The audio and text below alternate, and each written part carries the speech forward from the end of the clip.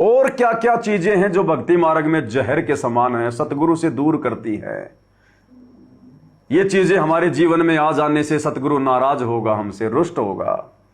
निंदा, भगत ने भूल कर भी किसी की निंदा चुगली नहीं करनी चाहिए, किसी की बुराई नहीं करनी चाहिए। अरे भगत को तो सतगुरु ने इतना भक्ति मटेरियल दे दिया, इतना सिलेबस दे दिया, वो ही पूरा नहीं होता। भक्तों से तो सतगुरु की महिमाएं पूरी नहीं हो पाती, निंदा चुगली करने के लिए समय किसको। तो गुरुदेव कह रहे हैं भगत ने भूल कर किसी की निंदा चुगली नहीं करनी चाहिए। हां, यदि कोई सत्य बात है तो सत्य को सत्य कहना फिर निंदा चुगली में नहीं आता। किसी ने गलत काम कर दिया और आपने कहना पड़ गया तो वो निंदा चुगली में नहीं है, क्योंकि वो गलत काम उसने किया है। चोर को चोर कहना उसकी निंदा नहीं है। परमात्मा कहते हैं साचा शब्द कबीर का और प्रगट किया जगमाही, और जैसे को तैसा कहे सो तो निंदा नहीं। तो हमने विशेष तौर पर ध्यान रखना है। स्तुति, यदि हमारी कोई स्तुति कर रहा है, हमारी कोई महिमा कर रहा है, हमारी कोई बड़ाई कर रहा है, तो हमने गुब्बारे की तरह फूलना नहीं है। अगर गुब्बारे की तरह हमने मान बड़ाई की हवा अपने अंदर भर ली किसी के द्वारा हमारी स्तुति करने से, हमारी बड़ाई करने से, हो सकता कोई अपने स्वार्थ के लिए अपनी बड़ाई कर रहा हो सकता कोई अज्ञानता में बड़ाई कर रहा हो कि इससे बड़ा कोई भगत नहीं, इससे ज्यादा तो कोई सेवा ही नहीं करता होगा संगत में। तो आप और हम भगत भाई बहनों ने उस स्तुति को सुनकर, पहली बात तो हमारे अंदर इस स्तुति की भूख ही नहीं होनी चाहिए। फिर भी यदि कोई कर रहा है, क्योंकि भगत तो फिर ऐसे काम करेगा। अरे भगत कोई बुरे काम तो करेगा नहीं जो लोग उसकी निंदा करेंगे, भगत तो अच्छे काम करेगा, तो भगत की तो स्तुति होगी। जैसे आज मीराबाई की स्तुति हो रही है, धर्मदास जी की, धन्ना जी की, ऐसे ही इस कलयुग की पिछली पीढ़ी में जीवित भक्तों की भी स्तुति होगी। दुनिया बड़ाई करेगी आने वाले समय में, अभी तो बुराई कर रही है। तो हमने स्तुति के चलते फिर गुब्बारे की तरह अपने अंदर मान बड़ाई वाली हवा नहीं भरनी। अन्यथा जब गुब्बारे में हवा भर दी जाती है, जब छोड़ दिया जाता है, फिर वो जमीन पे नहीं टिकता, वो फिर ऊपर उड़ता है। फिर ऊपर जाकर क्या होगा, धूप लगने से फूट जाएगा, या किसी पेड़ में कोई कांटा लगने से फूट जाएगा और वहीं लटका रहेगा, दुर्गति। तो भक्तों ने अपने अंदर स्तुति की चाहत आने नहीं देना है। भगत को स्तुति की भूख होनी नहीं चाहिए। कोई कर रहा है तो भगत ने यह सोचना कि यह श्रेय मेरे गुरुदेव को जा रहा है। अरे मैं निकम्मा क्या अच्छा काम कर सकता था अगर गुरु की शरण में नहीं होता तो ये स्तुति भी मेरे गुरु जी के लिए है। मेरे गुरु ने मुझे सही शिक्षा दी तो आज मैं कोई अच्छा कर्म कर पा रहा हूं। तो हर चीज का श्रेय अपने गुरुदेव भगवान को। और वैसे भी परमात्मा कहते हैं, भगत को बताते हैं कि सतगुरु के दरबार में गाहक कोटि अनंत, कि सतगुरु के दरबार में तो दीक्षा लेने के लिए ना जाने कितने ग्राहक आएंगे, कितने लोग आएंगे, करोड़ों अनंत।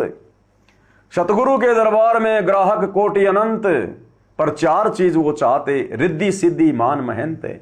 वो तो चार चीज की भूख लेके आते हैं। यानी 90% भगत सतगुरु के दरबार में चार चीजों की भूख में आते हैं, रिद्धि सिद्धि मान महंत। कोई धन प्राप्ति के लिए, कोई सिद्धि प्राप्ति के लिए, कोई मान बढ़ाई के लिए कि ये गुरु जी का खास है, गुरु जी के साथ में रहता है, इसके माध्यम से गुरु जी के वहां प्रार्थना लगा दो, फिर वो फूल जाएगा। और महंत यानी महंताई, संताई, कि गुरु जी मुझे गुरुपद दे दें, गुरु जी मुझे कोई ब्रांच खोल के दे दें, छोटा मोटा मुझे कोई अधिकारी बना दे। तो कहते हैं सतगुरु के दरबार में गाहक कोटि अनंत, चार चीज ये चाहते, रिद्धि सिद्धि मान महंत। ये मुक्ति प्राप्त नहीं कर सकते, यही सड़ेंगे काल की व्यवस्था में, चार मुक्तियों में रहेंगे। मुक्ति कौन प्राप्त करेगा? फिर गुरुदेव कहते हैं कि सतगुरु के दरबार में ऐसा कोई एक का मतलब कोई बिरले, सतगुरु के दरबार में ऐसा कोई एक, इन चारों को छोड़कर जो चाहे पुरुष अलेख, जो रिद्धि सिद्धि मान महंताई को ठोकर मारकर इस ज्ञान को आधार बनाकर कि कल को मुक्ति नहीं हुई तो गधा बन के घूमूंगा यहां पर, और केवल अपने सतगुरु को चाहेगा, केवल मुक्ति चाहेगा, भक्ति चाहेगा, तो ऐसे फिर आत्माएं सफल होती है। तो निंदा स्तुति मान बढ़ाई मन से मार गिरावे, इस मन में आने ना दे गुरु जी के ज्ञान आधार से कि गुरु जी क्या कहते हैं। भाई बार बार गुरु जी समझाते हैं कि मान बढ़ाई से हैं दूर, आजिज के हरि सदा हजूर। कि मान बढ़ाई रखने वाले भगत से तो गुरु जी लाखों कोस दूर है, और आजिज जो दास होता है, जो अधीन होता है, उसके गुरुजी सदा पास में रहते हैं, पास में। अष्ट सिद्धि की अटक ना माने। अष्ट सिद्धि, कितनी सिद्धियां क्यों ना आ जाओ हमारे अंदर, क्योंकि भाई और बहनों हमें जो शत भक्ति प्राप्त हुई है, हमारे अंदर 24 सिद्धियां आ गई, 24 सिद्धियां। लेकिन हमें महसूस नहीं होता, परंतु हमारे अंदर 24 सिद्धियां आ गई जो ब्रह्मा विष्णु महेश के पास भी नहीं है। और इसी भक्ति की कमाई से, इन सिद्धियों के सहारे ही हम शतलोक जाएंगे। फिर भक्ति की कमाई हमारे पास जमा हो रही है।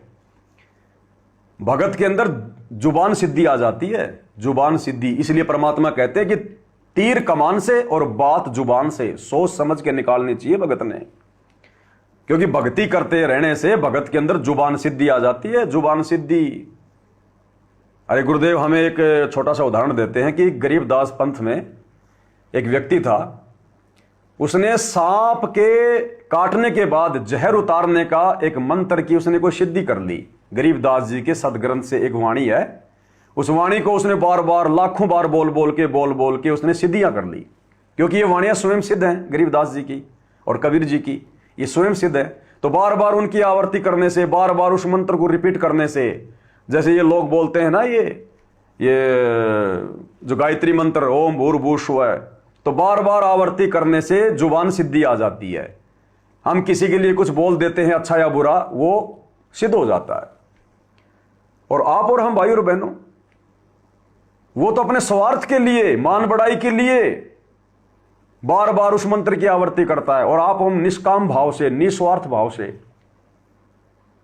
और कितनी बार हम रिपीट करते हैं और कितने वर्षों से कर रहे हैं। किसी को भक्ति पे लगे 2 साल हो गई, किसी को 10 साल हो गई, किसी को 15 साल हो गई। दिन में कितनी बार हम मंगलाचरण बोलते हैं, कितने हम मंत्रों का जाप कर रहे हैं बार बार, तीनों समय की आरती कर रहे हैं हर दिन।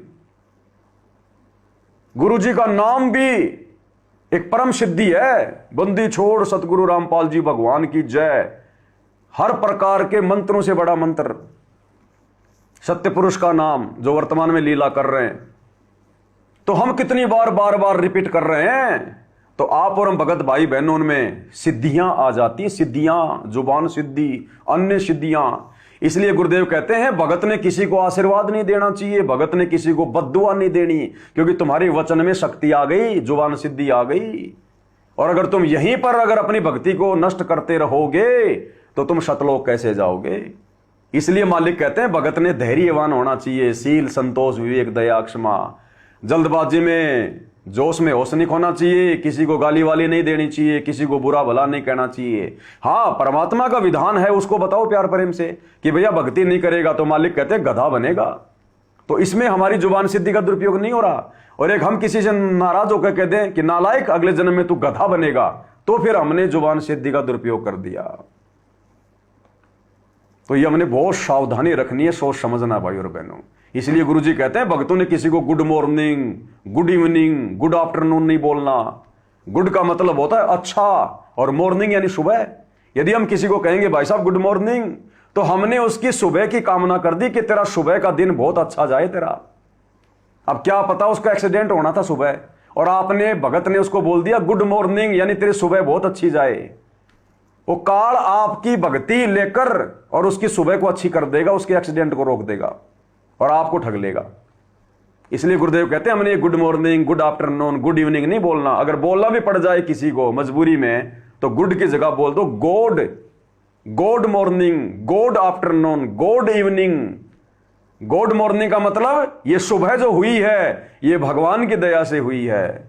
गॉड आफ्टरनून, ये जो दोपहर का जो समय आया है दुनिया देख रही है, ये भगवान की रजा से हुआ है, नहीं तो ना जाने क्या यहां पर जो है परले आ जाती। तो इस प्रकार से भाई और बहनों हमने सावधानी बरतनी है। अष्ट सिद्धि की अटक न माने, आगे कदम बढ़ावे, यानी भक्ति मार्ग पर आगे बढ़े, अपने गुरु जी को ध्यान में रखते हुए, उनके वचनों को ध्यान में रखते हुए, दुनिया को देख के नहीं चलना। जब कोई राम भगत गति पावे हो जी, जब कोई राम भगत गति पावे हो।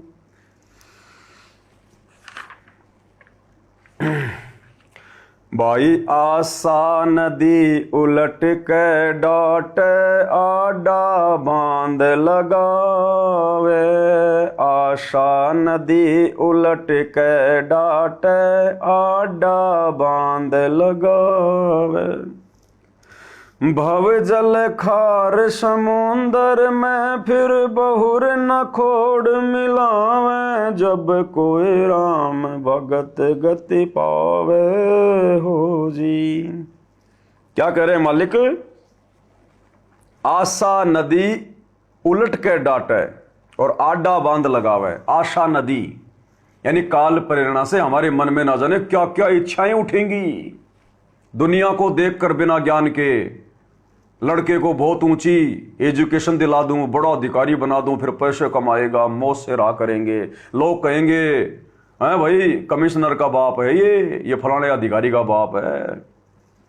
मन में पता नहीं क्या क्या इच्छाएं उठेंगी, आशाएं उठेंगी। कोठी बना लूं, बड़ी कार ले आऊं, हैं और एक अच्छा ट्यूबवेल और लगा लूं, एक मकान है फिर भी और बना लूं, टाइल मार्बल लगा दूं, चिप्स लगा दूं, ये कर लूं, सरपंच बन जाऊं। दुनिया भर की बकवादें जो भक्ति में किसी काम की नहीं, वो काल प्रेरणा से उठेंगी। तो कहते हैं आशा नदी उलट के डांटे, ज्ञान को आधार बना के उनको रोक के उनको डांटे कि नालायक। गुरुदेव कहते हैं कोटि जन्म तू राजा की न्या और मिटी न मन की आशा, और भिक्षुक होकर दर दर हांडिया मिला न निर्गुण राशा। अभी छोटे से जीवन में तू सरपंच बन के क्या प्राप्त कर लेगा, अगले जन्म में फिर गधा भी बन के घूमेगा। तो कहते हैं आडा बांध लगावे, जैसे पानी को रोकने के लिए नदी के बीच में बांध लगा दिया जाता है, पानी रुक जाता है। इसी प्रकार हमने ये ज्ञान आधार रूपी, ये तत्व ज्ञान रूपी बांध लगाना है। जो काल की जो फालतू की जो प्रेरणा उठती है ना, इनको रोकना है तत्व ज्ञान से, गुरु जी के ज्ञान को आधार बनाकर। फिर ऐसा करेंगे तो क्या होगा? भव जल खार समुद्र में फिर भौर न खोड़ मिलावे। ऐसा करने से वो भगत सफल हो जाएगा भक्ति पर, उसकी मुक्ति हो जाएगी, सतलोक चला जाएगा। फिर इस भव जल में, इस खारे समुद्र में, 84 लाख योनि वाले समुद्र में, जन्म और मरण के समुद्र में बहुर न खोड़ मिलावे, दोबारा से उसको शरीर नहीं मिलेगा, फिर वो मुक्त हो जाएगा। जब कोई राम भगत गति पावे हो जी, जब कोई राम भगत गति पावे हो जी। गगन महल गोविंद गुमानी पलक माही पहुँचावे, गगन महल गोविंद गुमानी पलक माही पहुँचावे। नितानंद माटी का मंदिर नूर तेज हो जावे, जब कोई राम भगत गति पावे हो जी, जब कोई राम भगत गति पावे हो जी। अब ये कबीर परमात्मा का शब्द था। गुरुदेव कहते हैं नित्यानंद जी ने अपनी मोहर लगा दी, कोई बड़ी बात नहीं, हमने तो शिक्षा लेनी है।